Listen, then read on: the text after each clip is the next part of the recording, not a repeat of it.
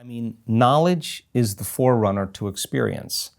So I now know that if you give people the right information, and as I've said in the past on your show, science is that language. And you can combine the quantum model and neuroscientific model with neuroplasticity and neuroendocrinology and psychoneuroimmunology and epigenetics and electromagnetism and all those wonderful different branches of science and build a new model of understanding.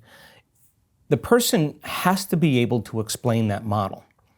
If they can't explain it, Brian, it's not wired in their brain. So they can't assign meaning to what they're doing. They leave it up to conjecture. They leave it up to hope. They leave it up to wishing, praying, wanting. That's the old model. But when they understand what they're doing and why, and they can articulate it, they're installing the neurological hardware in their brain in preparation for the experience, so they'll understand how to do it better. And that's why a lot of your events, you're up on the whiteboard with like all the science. Of course. Because you're trying to get their logic brain to understand the science. And make it so simple, right, that it's not about making it complicated. What it's about is eliminating everything else that's not part of the formula. So stop wondering why it hasn't happened. Stop analyzing and judging yourself. Stop saying, I can't, it's too hard. Those are the very things that are standing in the way between you and your future. So you come up against yourself. Well, what do most people do when they come up against themselves at home in their meditation? They say, I can't meditate. They get up, they get on their cell phone, they quit. Yeah. They get up, they turn the TV on, they get up, they do whatever, have a cup of coffee, whatever. They haven't gone past that point because they don't understand that they should.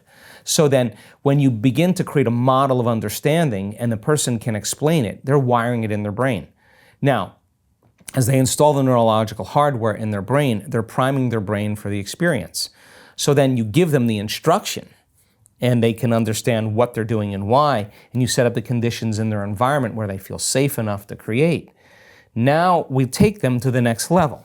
And the experience then begins to change their brain.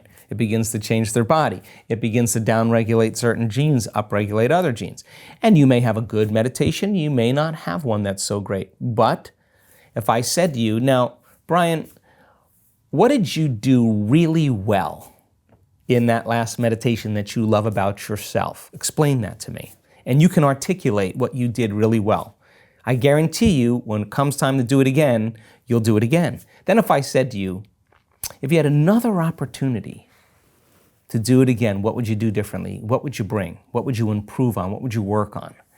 And if you can articulate that, I guarantee you, you're going to become conscious of those unconscious things that you were once unconscious of, and now you're going to go a little further. And when you stretch a person a little further past that point where they normally stop, that unknown, that's where the magic happens. So in the beginning, you step out into the unknown, it feels uncomfortable.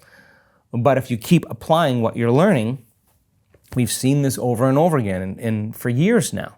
The person gets beyond themselves. There's this kind of dramatic shift that takes place in a collective of 1,000 people or 1,500 people. Now the energy in the room's changing. Now people are getting it. They're creating more coherence. They're starting to break through.